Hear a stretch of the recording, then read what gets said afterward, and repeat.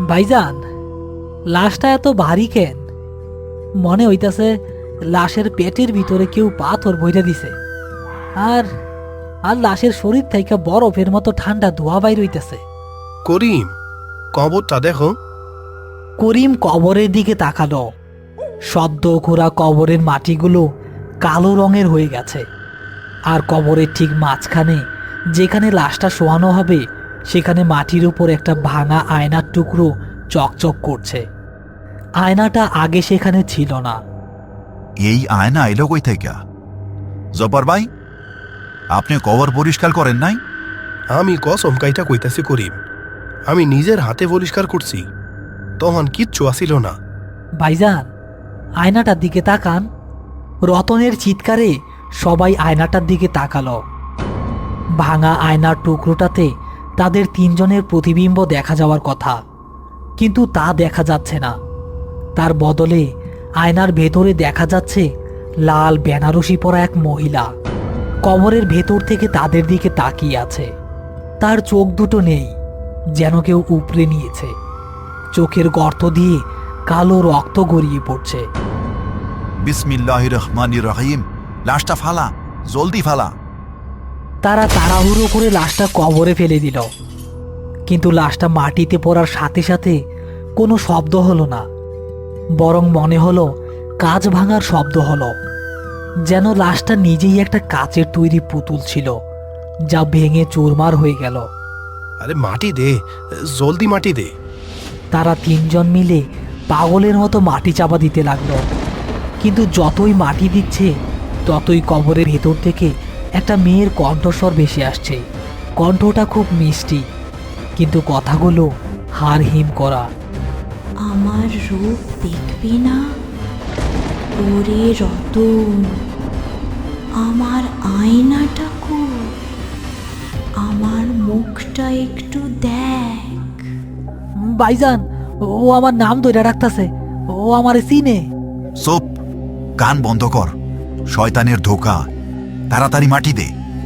কোনো মতে মাটি চাপা দিয়ে তারা সেখান থেকে দৌড়ে গেটের বাইরে চলে এলো। গোরস্থানের গেটটা বন্ধ করার সময় রতন দেখল নতুন কবরটির ওপর সেই লাল শাড়ি পরা মহিলাটি বসে আছে। তার হাতে সেই ভাঙা আয়না। সেই আয়নাটা তাদের দিকে ঘুরিয়ে ধরল। রতন সেই আয়নার দিকে তাকাতেই দেখল আয়নার ভেতরে রতনের নিজের মুখ নয়, বরং একটা পচা গড়া লাশের মুখ দেখা যাচ্ছে।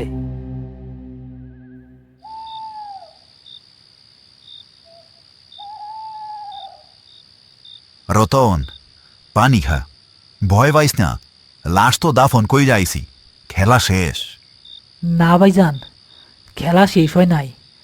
আপনি খেয়াল করেন নাই লাশের গলার কাছে একটা লকেট আছিল? লকেটের ভিতর একটা ছোট আয়না বসানো। হ, দেখছি, পুরান পিনের জিনিস। জমিদার বাড়ির ধ্বংসস্তূপ থাইকা উদ্ধার হইছে লাশটা। হয়তো ওই বাড়ির এই কোনো বৌজির লাশ। ভাইজান, আমার আমার প্যান্টের পকেটে কিছু একটা ভারী ভারী ঠেকতাছে। রতন ভয়ে ভয়ে তার প্যান্টের পকেটে হাত দিল। পকেট থেকে সে বের করে আনলো একটা ছোট্ট গোল আয়না। সেই একই আয়না যেটা সে লাশের গলায় দেখেছিল। রতন, এইটা এইটা তুই নিয়ে আইসস? লাশের লকেটটাও চুরি করছস? বিশ্বাস করেন ভাইজান, আমি নেই নাই। আমি জানি না এটা এটা কেমনে আমার পকেটে আইলো। আমি তো লাশের কাছেও যাই নাই ভালো কইরা। দে, ওইটা আমার কাছে দে। করিম আয়নাটা নেয়ার জন্য হাত বাড়ালো, কিন্তু রতন আয়নাটা দিতে পারছে না। তার হাতটা যেন অবশ হয়ে গেছে।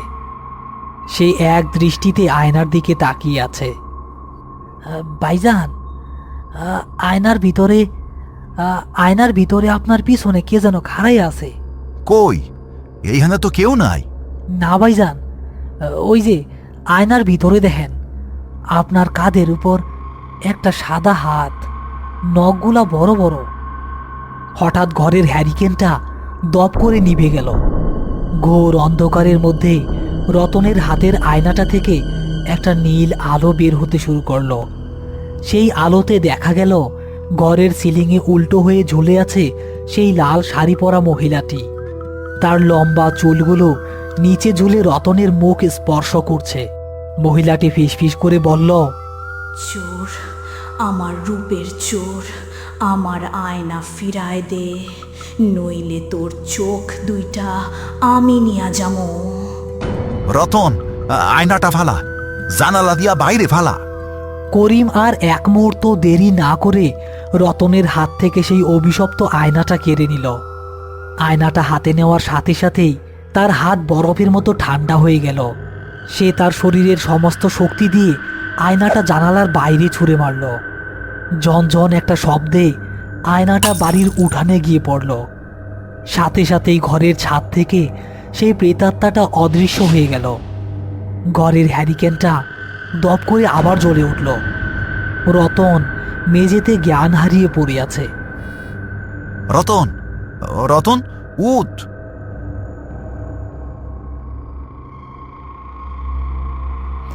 ভাইজান, ভাইজান, ও আমার ছাড়বো না, ও আমার ছাড়বো না, ও আমার চোখ চায়। চুপ কর, আয়নাটা আমি ফালাইয়া দিছি, কিন্তু বিপদ কাটে নাই। এই আয়না সাধারণ আয়না না, এর পিছনে কোনো বড় ইতিহাস আছে। লাশটা যেহেতু জমিদার বাড়ির ধ্বংসস্তূপ থেকে পাওয়া গেছে, আমাকে ওইখানেই যাইতে হইব।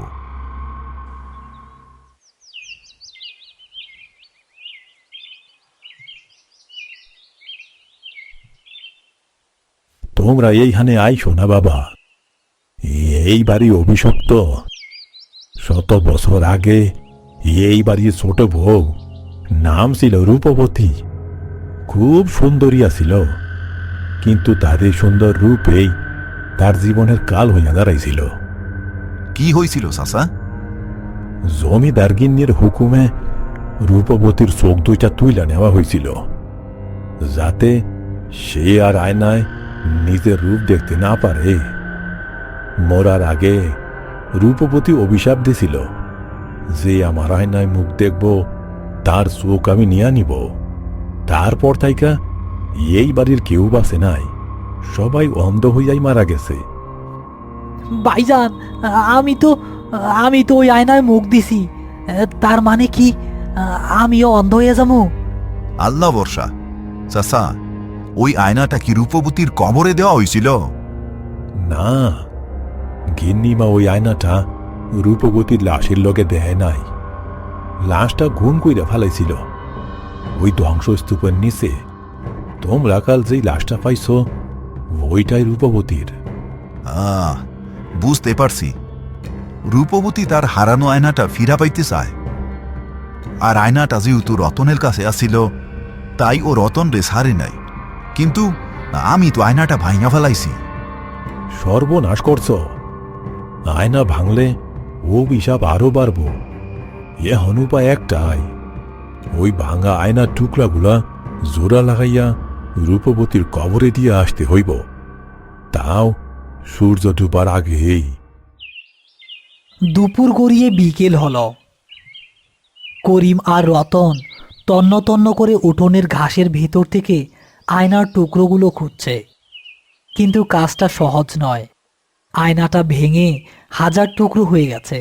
করিম আর রতন হাঁটু গেড়ে বসে এক একটা কাচের টুকরো কুড়াচ্ছে। তাদের হাত কেটে রক্ত বের হচ্ছে, কিন্তু থামার উপায় নেই।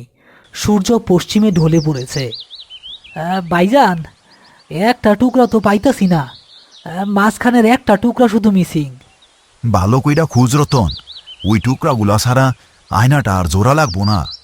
হঠাৎ রতন দেখল উঠোনের এক কোণায় একটা কালো বিড়াল বসে আছে।